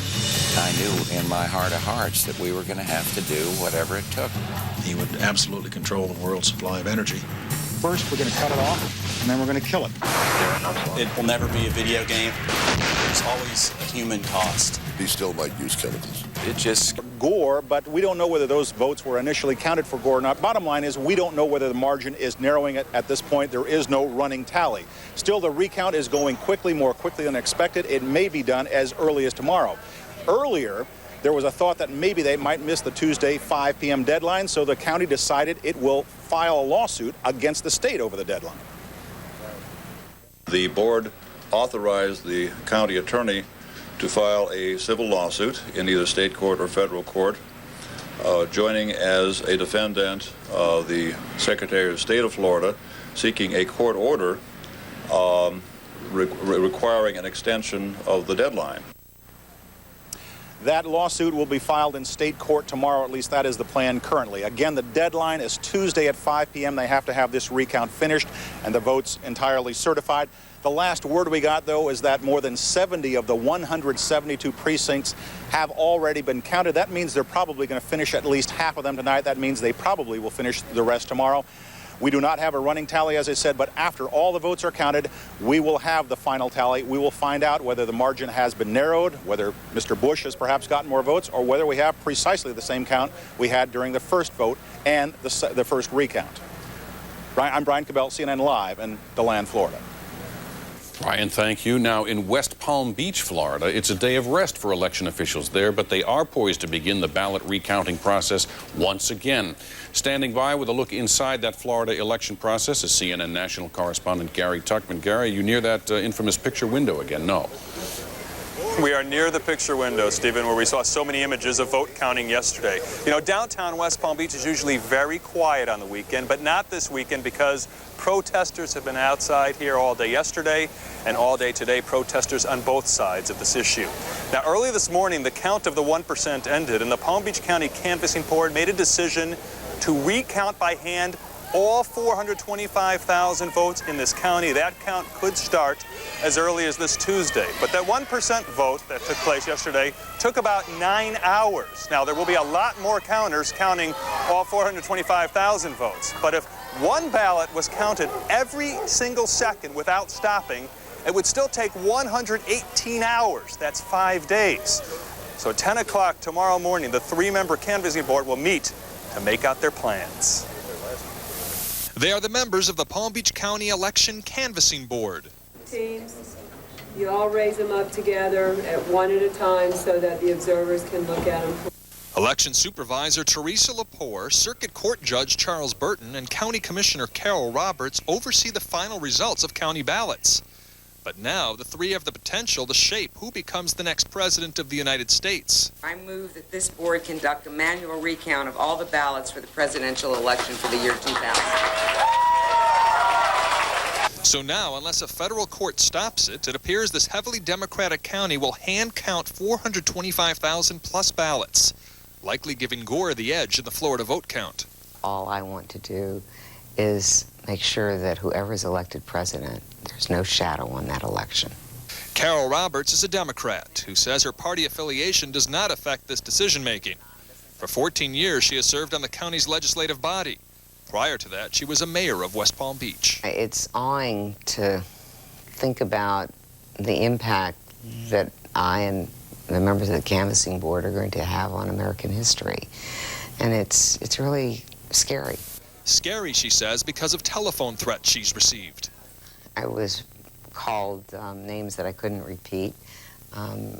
They were saying things like, in words that I could repeat, but these are not the words that were used. You're not going to steal the election again. You better watch out. You know, if you think you're going to get out of this alive, you need to be careful. You told the police? Yes, I had the police here last night. All three members of the board are registered Democrats. There's no law that both major parties must be represented.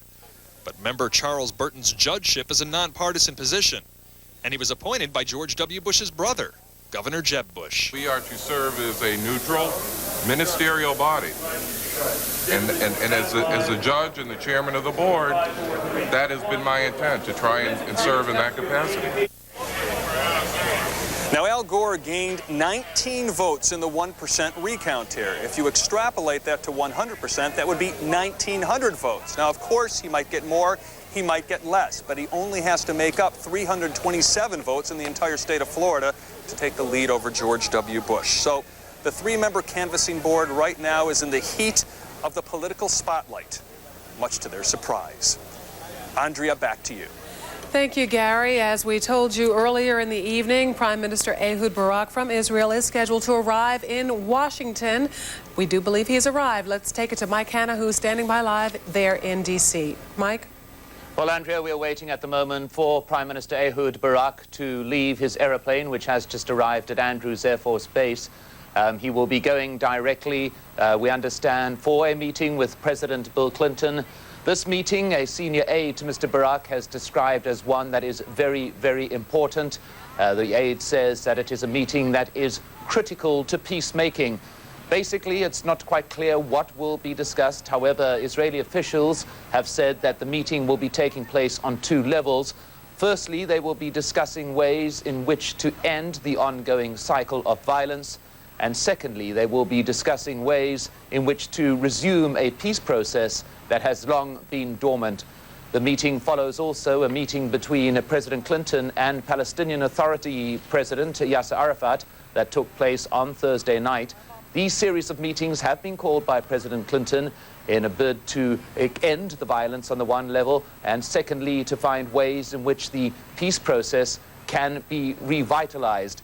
The one problem perhaps involving this series of meetings is that it had been expected that at this particular point it would have been known who will be the next president of the United States, who will be taking over from Mr. Clinton, and there could have been a period of handing over in terms of the Middle East peace process itself.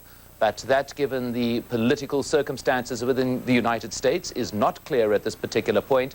And certainly from the sides of the delegations, from the Palestinians, we heard expressed very clearly in recent days that there's an awareness that because of the political circumstances in the United States, the window for effecting major peace agreements is now very limited.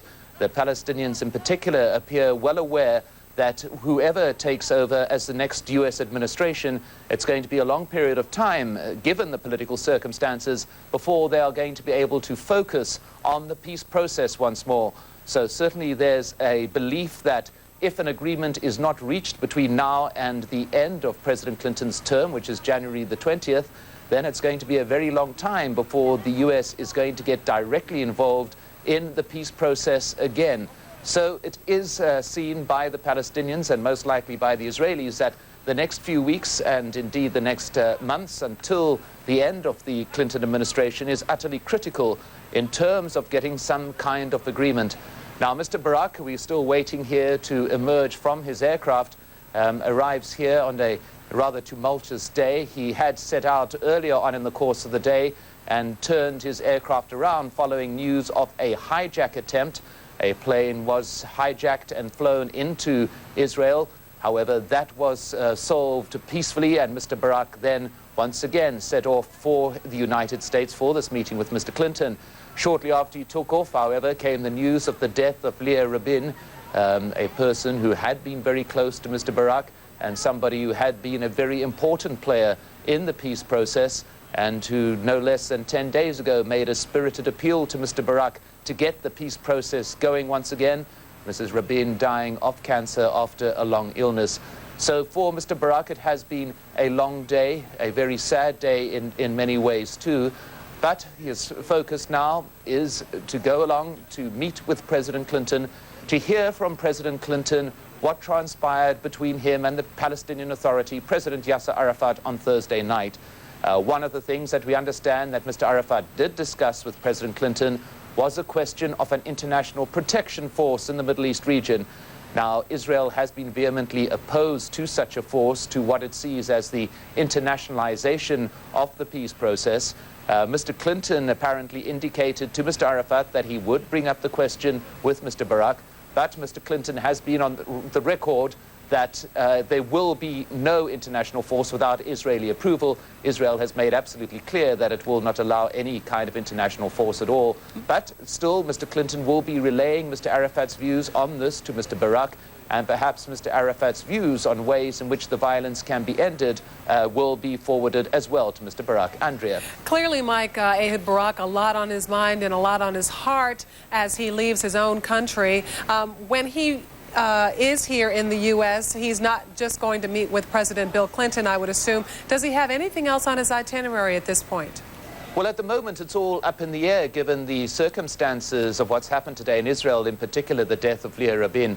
Mr. Barak had been intending to travel on to Chicago after his meeting with President Clinton, where he was due to address a number of various groups. However, at this particular point, we're not sure whether that itinerary is remaining the way it was, or whether there are going to be now new changes given the circumstances of the past 24 hours, and in particular the death of Mrs. Rabin. So at this point, Andrea, we're not sure whether his schedule is going to stay the same or whether it's going to change. Andrea? Mike, Stephen has a question for you. Mike, it looks like we're seeing the Prime Minister just now. What would be the delay, since they're on the ground already and we know what he wants to talk about? What would take him so long just to get off the plane? Well, this we're not really sure about. There we do see him emerging now. Possibly he had been due to go for a pre-meeting briefing before his meeting with Mr. Clinton. This may not be the case now, and possibly he was being briefed on the plane before leaving it to go directly to the meeting with Mr. Clinton. But that is speculation. We are not sure at this point whether he will go straight into the meeting or whether there will be some kind of pre-briefing process that had originally been planned. But the whole schedule is now running so late that everything is likely to be stepped up. And finally, now we see the Prime Minister emerging, and after greeting a number of people who were there for him, getting into the car, and 2 points, as Mike said, still unknown. Mike Hanna, thank you for your insights here as we see these pictures of the Prime Minister arriving. We're going to take a break here now. When we come back, more on the recount in Florida. 17 votes. Police have begun to impound absentee and early voter ballots in the event of a recount there. Monday, election officials will begin to count ballots in 33 counties from a special group of voters who applied for absentee ballots but said they never received them, and who went to the polls unexpectedly and were permitted to cast ballots in person. Well, the Bush camp is speaking out against all the manual recounts in Florida. It says the recounts expose the race to mistakes and political mischief. CNN's Gene Meserve has more on that aspect of the story from Austin, Texas. A black mark on the U.S. election process is how Bush's lead man in Florida describes the manual recounting of hundreds of thousands of ballots there. Former Secretary of State James Baker hints that if the Bush campaign loses its bid for an injunction to stop the hand counts, it will take further legal action. We intend to vigorously contest their efforts to run these selective manual recounts without any standards whatsoever, and we will continue to vigorously oppose those efforts. Baker points to the risk of human error and fraud in manual recounts and says conducting them in only a few predominantly Democratic counties could skew the results. One county may decide to do a manual recount in one way. Another county may decide to do it in another way. There are no standards, Wolf, none. And that is the reason that we say that type of process is simply not constitutional. And we ought not to be subjected to that in these heavily Democratic counties after the citizens of Florida have voted, after there's been a full recount. Again, the Bush campaign offered the Gore campaign a quid pro quo. And they should agree with us, okay, we'll stop all of these shenanigans. We dismiss our lawsuit. They withdraw their request for manual recounts, and we both agree to respect the results of the overseas absentee ballot count on November 17th, whichever way it goes, as long as it's done properly. With the Gore campaign showing no inclination to accept that proposal, some Republicans are urging Bush to get even tougher. The Bush team has got to be aggressive in trying to deal with this. And, you know, there are other counties, 14 counties in Florida, as a matter of fact, that could still be recounted. If we're going to go through this hand count and special consideration down there in one county in Florida, we probably ought to have a whole new vote in the state of Florida. Although the Bush campaign is keeping its options open in Florida and in other states where the race is tight, there will be no actions or decisions until after the ruling on whether the hand recounts in Florida will stop or continue. Jean Meserve, CNN, Austin, Texas. There's been no public comment on this recount controversy from Vice President Al Gore. The Vice President refused to say anything about the matter before or after church services on Sunday morning in Arlington, Virginia. The Vice President's advisors, however, had plenty to say on CNN's Late Edition. Why won't they accept what happens through these hand counts? They've got observers. It's done in an open public way. There's a question by citizens of Florida as to these situations in the elections, and not all the counties have agreed to go forward with these hand counts. That was this morning, of course. Last night, the Vice President, his running mate Joseph Lieberman, and their wives watched a movie, Men of Honor. Another break for us now, and we'll be back in a moment with more of this special report.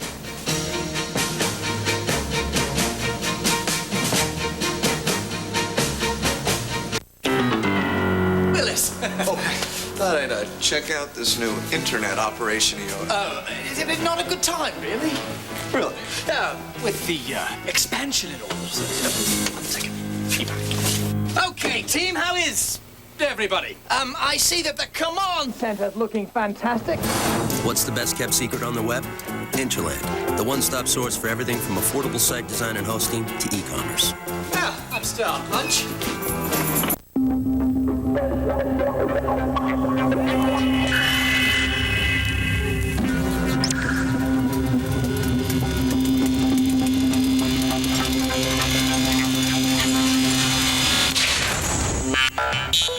The world's leading event in information and communications technology in Hanover, Germany. Siebert, get the spirit of tomorrow. Larry King Live, weeknights 9 Eastern on CNN. Well, as we've seen from all the Sunday talk show commentary, it's not just a battle over ballots, it's a war being waged for public perception now. And a war of words. CNN's Kate Snow reports on the post-election campaigns. Good morning. Hope you all have a nice Sunday. Gore aides say the vice president isn't campaigning anymore, and yet every move he makes is well planned by Gore himself and a small group of advisors. Even a trip to the movies Saturday became a media event. Some say the vice president's team is playing defense. They wait each day to see what the Bush campaign is doing, whether or not the governor is going to be out in public, holding a meeting, a photo opportunity, and then the Gore camp gauges what they want to do. We're all in limbo. In some ways, analysts say Bush has the upper hand in the war of images. George Bush, governor of Texas, will become the 43rd president of the United States. If only for a brief moment early Wednesday morning, the media was calling him the winner. The vice president called Bush to concede the race. There's a moment when the candidates' personas are crystallized by the media, and then that's the game they play until the clock runs out. So once Bush was in the role, effectively, of offense and Gore defense, that's the game they have to play now. This administration will be ready to assume office and be prepared to lead. Gore aides criticized Bush for trying to claim victory too soon. Following the election, Bush appeared in formal settings, flanked by what many saw as potential cabinet members. The Bush image says, I am the president-elect, and this guy's trying to snatch it from me. And the Gore image says, I'm not panicking. Gore has kept a low profile, appearing just once for a news conference. I don't believe it's appropriate for me to take questions or comment further. Bush has talked with reporters 4 times since Tuesday. Aides say he thinks it's important for the American people to hear from him frequently. Polls show most Americans think George W. Bush will ultimately win this election, but they're not in any rush to resolve the stalemate. Regardless of the public's perception of the two candidates, most Americans say they're willing to wait through a recount to find out who will be their next president. Kate Snow, CNN, Washington.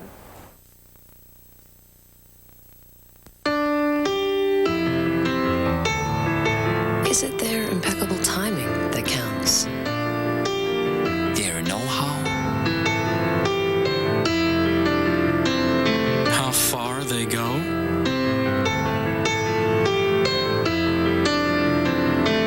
Or just the freedom to relax? Yes, exactly. Lufthansa, there's no better way to fly.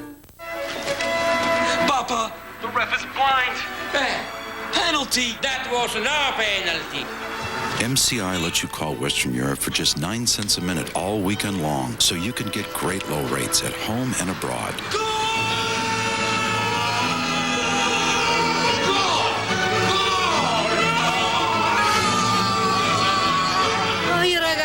Call 1-800-476-SAVE to sign up now and get 1 hour of free calling to anywhere in the world.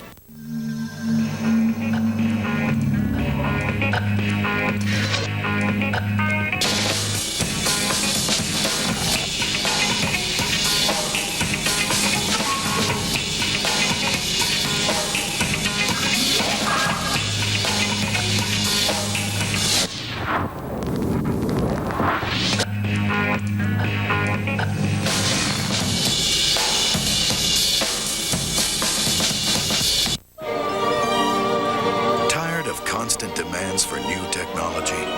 Fortunately, there's CDW, the industry's leading direct solutions provider, where a dedicated account manager uses the buying power of a Fortune 1000 company to custom configure solutions to your needs. CDW makes technology easy, so you're free to enjoy the rest of your day. CDW, computing solutions built for business. CNN special coverage of Election 2000 and the Florida recount continues. Our next special report is ahead at 7 p.m. Eastern, 4 Pacific. We're going to follow that with an hour-long in-depth report starting at 8 p.m. Eastern, 5 Pacific. And at 9 p.m. Eastern, tune in for a special edition of CNN and Time, Making History. Business Unusual is next after a check of our top stories. And we'll see you again here at 7 o'clock. Closed captioning for this program has been provided by Verizon Communications. Tonight on a special CNN and Time, Making History, how an election that drew little interest at the start became a possible constitutional crisis. Tonight, Florida. Joining us now is Hugh Pearson, author and journalist. Also with us is Terry Jeffrey, editor-in-chief of Human Events magazine. It's a national conservative weekly. Gentlemen, appreciate you being with us. What's the hurry? I mean, we're all frustrated. We all hope we would have at least had a president by Wednesday. What's the hurry? Well, I don't think it's the hurry, Lester. I think it's the fairness. By my reckoning, we're now heading into our 5th count of votes in Florida. But there's nothing fair. The process is... Well, yes, there is a fundamental issue of fairness here. There's a fundamental distinction between the first 2 counts and the next 3. The first 2 counts included all the counties in Florida. They were counted by an indifferent machine that didn't care who won, Bush or Gore, and there's an objective standard. Was the ballot punched through? Punched through for Bush, it's a Bush vote. Punched through for Gore, it's a Gore vote. The 3 recounts we've had since then are focused in Democratic-controlled counties in specific precincts, only a part of the vote, excluding the rest of the counties in Florida. Rather than having an indifferent machine who doesn't care who wins, they're being counted by partisan people, a majority of whom are Democrats, and they have a subjective standard. That's actually why we went to the 3rd count, or the 4th count, because yesterday in Palm Beach County, in the middle of the day, they actually changed the subjective standard by which they were judging the ballot. So what people in America ought to know right now is a subjective group of people with partisan feelings are going to decide the presidency of the United States. Hugh, is there anything as a fair vote, a fair count, really? I think that there can be a fair count, but you have to be very careful about how you do it. I mean, let's look at the fact here. The fact of the matter is that as the counts are being registered over and over and over again, the Bush lead gets smaller and smaller and smaller. And also, let's look at something else here. We're looking at James Baker, who's the point man for George Bush Jr. James Baker was the point man for George Bush Sr. when he was Secretary of State, when he said something about the Jewish vote, a large vote in Palm Beach County. He said F them, okay? They didn't vote for us anyway. So here's a man who does not want the Jewish vote to count. Let me share with you. Let me share you with Newsweek. Let me share you with the Newsweek poll. Americans were asked, how should Florida recount be resolved? Resolve matters quickly. 25% said quickly. Get a fair and accurate count. 72% said fair and accurate count. What does that say about all these arguments? Well, I think we do want a fair and accurate count. But what's happening right now is you're having people substitute their subjective judgment about a ballot that's already been counted by an objective machine, and they're only doing it in a subset of Florida that favors Democrats rather than recounting the whole state. And by the way, I think this whole country should have learned something about these popular opinion polls on Tuesday when we went into the national balloting with most popular opinion polls saying George W. Bush was up anywhere from 3 to 8 points, and it turned out they were all wrong. If one of these guys knocks it off in the next couple of days and says, all right, fine, whatever, that's fine, has he assured himself the presidency in 4 years? Well, I don't know. I mean, I would say that Gore is certainly looking, he's got the popular vote. He's certainly looking good because every time there's a recount, it gets closer and closer and closer. So he's going to look good in 4 years if he does say that. So when should he bow out then? I think he should bow out once everything has been exhausted and once we see that everything has been fair, okay? Is George W. Bush hurting himself by pressing the legal arguments ahead of Al Gore? Well, I think, unfortunately, the Republicans got outmaneuvered by the Democrats here, and I think that the reason for it is Republicans and conservatives tend to look at the laws reflecting rules of right and wrong that are absolute and unchangeable. The Clinton-Gore Democrats look at the law the way O.J. Simpson's lawyers do. It's an instrument to achieve whatever ends they're seeking. Here they are able to take advantage of provisions in the Florida election law to outmaneuver the Bush campaign, to actually reduce the presidential election in the United States to a referendum to 4 Democratic counties in South Florida where the ultimate arbiters are going to be Democratic partisan politicians rather than the American people. All right, take off your Democrat and Republican hats. If the tables were turned, the opposite situation, would we not be exactly where we are Rush today? Limbaugh on CNN with Wolf Blitzer predicted exactly this outcome. He said if the Republicans would win the popular vote and lose in the Electoral College, they'd stand by the Constitution. They'd do what Richard Nixon did in 1960. If the Democrats had it reversed, we'd see what was happening. Your last word on that question. No, I think that what's happening here is that the Democrats want fairness. We're talking about the fact that the American people voted for Gore, and the American people their will should be what we go by. 4 counties in southern Florida. All right, that's the last word I get, gentlemen. But we will come back to you in our war room. We appreciate you sharing your thoughts, and America having the same arguments in their living rooms and bars and everywhere across America. When we come back, we're going to see how Saturday Night Live is spoofing. Have a little fun. They're going to lighten it up about the election mess. Stick it right here. Here he comes. Watch out. Watch out, Hal. He'll screw you up. Oh, here he comes. He's a roughmaker.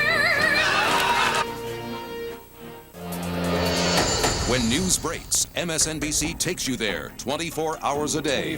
And on election night, we broke one of the biggest stories of Decision 2000. Palm Beach County, fascinating development down there. Florida is going to determine this whole election. Breaking news on MSNBC. We bring you the whole picture.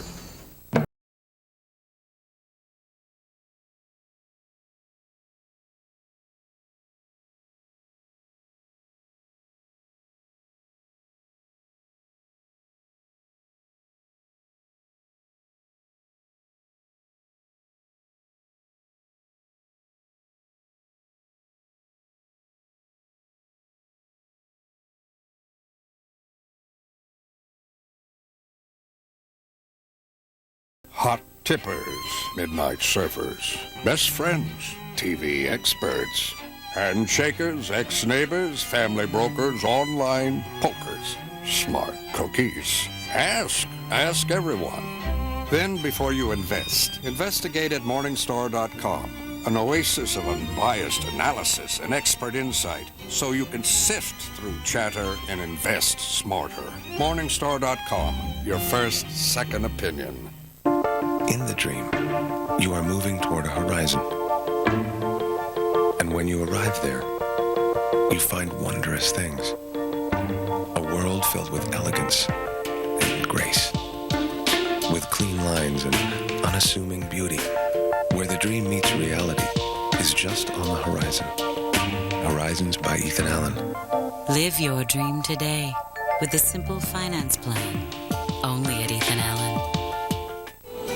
Our business has always been bit about the direct relationship with the customer. That's what it's always about. What do you want to use a computer for? I guess the biggest priority is getting online. I want to make home movies and edit them on the computer. I'd like to know what I should buy for a teacher. Give us a call and tell us what you want to do. We'll set you up with a Gateway Essential PC, Intel Celeron processor, and a Year of America Online, all for under $23 a month. Because in Gateway Country, people rule.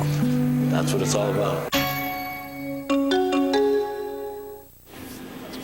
Those wise guys over at Saturday Night Live have their hands full of material making fun of this drawn-out election. Here's a bit they did making fun of Bill Clinton's response to Decision 2000. Another humorous bit from last night's Saturday Night Live, poking fun at all this. Stay with us for a lot more on the battle for the White House. We'll have a series of live reports in the Recount Watch. We'll also look at what might be the next crucial steps in the fight for the Oval Office. And we'll have a little more fun by taking a look at how all this mess is being played out in political cartoons. And, yes, some more Saturday Night Live excerpts for you. That's all I had as we bring you the best coverage of the battle for the White House. Oh, and don't forget, at 8 Eastern here on MSNBC, a special 2-hour edition of Hardball with Chris Matthews. I'm Lester Holt, back in a moment. Stay right here. As much as $5,000 apiece to fund its effort there. They're building up a war chest because this is political war. We have our triple play coverage to start with this hour. Larry Weidman in Volusia County, Florida. Suzanne Malveaux in the hot zone of West Palm Beach, where the folks are making their wishes known on the streets. And Chris Jansing in Tallahassee. Let's begin with NBC's Larry Weidman. He's been watching today's hand recount in Volusia County, Florida. We know, Larry, one of the issues was whether they would release incremental results. Any word on that? We expect to hear maybe in about an hour, Lester. The election judge in charge of the election recount here, Michael McDermott, has been meeting with the canvassing board, and we expect to hear from him in about an hour about whether they'll actually start giving us some numbers of all these paper ballots they're counting by hand inside the Volusia County Administration Building. There are teams of 4 people at a table, 20 tables. They look at each ballot, decide whether it's a vote for Bush, for Gore, for other, or if there's a special problem with the ballot, and stack it in one of 4 piles on the tables. The canvassing board will look at the special problems, and then they'll count the stacks, the Gore, the Bush votes, and compare them to the results that were returned on Tuesday night. The statewide election returns, which were recounted on Wednesday by the state law, in Volusia County, the ballots were not actually recounted. The local precinct tabulations were compared to the tabulations received at the courthouse, and if those matched up, then the votes were reported, and in fact there were no changes. Now, here in Volusia County, they use a different kind of ballot than they've been using in Palm Beach, and let me just kind of explain how it works, because it's an important distinction. The ballot here, this is actually a demonstration ballot, but it's similar to the presidential ballot, in which the presidential candidates were all listed in a row. The voter literally marked an oval next to the person they voted for, sort of like a lottery ticket. Then this paper ballot is inserted in a mechanical electronic reading machine and counted. It goes away. If there's a problem in the way the ballot was marked, that could cause some confusion later. And I've got Etta Rosado from the County Election Board. Sorry, Etta. And she can tell me briefly what the kind of problems are that they could experience with this kind of ballot. What kind of problems do you see? They could have marked it in 2 spots. They could have marked it their choice of the candidate or on the write-in line and marked that also. If it's fed through the machine, it will throw it out. Or if they mark anywhere near these timing marks, it would kick it out because it's interfering with the readers. Or if they just wrote here and bubbled that in, and bubbled in something else there, it'll kick it out. Yeah, and once it's kicked out, then the vote actually then is handled by a human election worker. Is that right? It comes back, then it's taken. The voter's given the option whether to vote that race or just ignore it. In other words, the canvassing board or the election officials actually try to determine what the intent of the voter was. Correct. And that's a crucial element here in Volusia County, as we've heard also in the southern counties down in Florida, West Palm Beach and so forth, where the intention of the voter is a crucial issue, and the canvassing board spent 2.5 days looking at write-in ballots trying to determine what the voters intended to say. either there were, as Etta says, there were mistakes made in marking the ballots, or people circled names or marked George Bush's name or Al Gore's name and then wrote his name in. It was clear, the board felt, that was a vote for a specific candidate. But there were ballots which they just couldn't figure out what the voter wanted to do. Those were tossed out. But right now, they're in the midst of counting 184,019 votes. The process is likely to take until probably Tuesday afternoon. And just to make sure they can meet the Tuesday 5 p.m. deadline, they're going to go to court tomorrow to extend that deadline. In effect, sue the state of Florida. Lester? Larry, a lot of folks have taken tests that look very much like that, where you take the pencil and you fill in the dot, and we were always led to believe they were perfect, including those of us who took SATs that way. But we're not talking about these chads. There's nothing that would tear loose here. This is simply filling in a dot. No, in fact, that's one of the advantages of this system, that it doesn't actually change the nature of the ballot, what you do to it. You just mark it, and there is the backup system of a real live person looking at the ballots at the election precincts, and then again in the recount process to make sure that the voter's intention is clear. So that's the way it is here. It's nice and quiet here outside the courthouse in DeLand, Florida, but it's not that quiet down in West Palm Beach. And let's check in with Suzanne Malveaux. Suzanne, can you hear me? I can hear you, Larry, and you're right. It is anything but quiet here. It has been an unbelievable day. I have to say that the Bush supporters really got organized with all this. They have been the majority of people who have been out here, although we did find a few Gore supporters. Your name? Rachel Lawrence. And you brought your children here. Yes. What do you hope to accomplish bringing them out here this evening? Because we feel strongly that there should at least be a fair count of the vote. That's it. Are you a little intimidated by the crowd behind you? You're a little bit outnumbered here. Nope, I'm not. Well, good. There hasn't been any violence, just a little spirited debate throughout the day. Even Pets for Politics here. We've got, this one is what? Subi. Subi, and I noticed she has a little sticker, a Bush Cheney sticker. Well, it's a he, and even Subi is smart. Even Subi is smart enough to know which dot to hit in the election booth. Well, what do you think of checking it out again, doing perhaps another recount manually, just to be sure, just to be safe? Well, we've already recounted twice. We've won both recounts, and quite honestly, the Bush supporters are very skeptical of the recounting that's going on. It seems with every recount, Gore gets more and more support, and we're not buying it. We don't buy it. Okay, we got another doggy here. Who's this one? This is This is Knight from Coconut Creek, Florida. Hey. No, I don't really think he's partisan. Actually, No, he's a Republican dog. He's a bush hound. He's a bush hound. Okay. Count on that, yeah. And you've been out here all day. I've noticed you've been riding in your truck, honking your horn. And why is this important to you? Well, because Bush is Republican. He stands for all the issues that I stand on, and I think the Democrats are trying to steal the election from him, and it's just not right. And the absentee ballots will show who's going to win. Well, let's go talk to one of those Democrats here. You're outnumbered. You and I talked before, Josie, and you were upset because your mother voted, and you felt that she didn't vote for the candidate you really wanted. That's right. That is correct. Because my mother is my mother and father. They're two elderly people, and they do not speak English very well. And I think it was a little bit discriminating, that they were not able to find help, to cast out the right ballot for their right president. And I think that's what I'm here, to make sure that every vote should be accounted for, and there should be a manual count to make sure that it is the proper way. Okay, thank you very much, Josie. Real quick, officer, if I could get to you, are you concerned tomorrow about the demonstrations? They're going to be expecting thousands of people to arrive with Reverend Jesse Jackson. How are you preparing for tomorrow? Well, basically, we have plenty of police and support on hand, and they're going to be watching the routes pretty well. I think we're pretty well prepared for any crowds that are going to come into town. Okay, thank you very much. Again, there is expected to be even a larger crowd tomorrow, several thousand Reverend Jesse Jackson coming in for the other side, for the Gore side, but today it has been Bush Day here on this block. Lester? All right, Suzanne Malveaux there in Palm Beach. We want to get to Tallahassee right now, which will be the center of the big legal fight that we're anticipating for tomorrow, or the beginning of it. NBC's Chris Jansing following all the controversy from that end. Hi, Chris. Hi there, Lester, and we've just been on the phone with the Gore campaign. They have been meeting their lawyers all day long, and we expect that any time now they will be ready to file their briefs in what is a very important court case tomorrow. Now, let's bring you up to date for those who have been away for the weekend. It is simply an argument by the Republicans that boils down to this.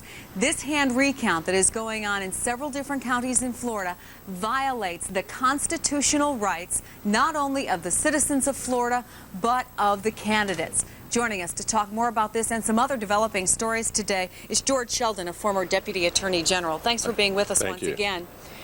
What's going to be happening in that courtroom? Boil it down to us in the simplest terms for those of us who are not lawyers. Well, you'll have oral arguments by both sides, and the judge will probably take it under consideration. I would assume the judge is already researching the law on the case, and you may have a decision tomorrow. I think he's bound to recognize the significance of this case. You know this judge. I can't imagine that there have been many decisions in recent history that were more pressure-packed. The eyes of the world will be on him. What can you tell us about him? Well, Judge Middlebrooks is a man of integrity. I knew him 30 years ago when both of us were a lot younger than we are now. He's a reasoned individual. He studies the law.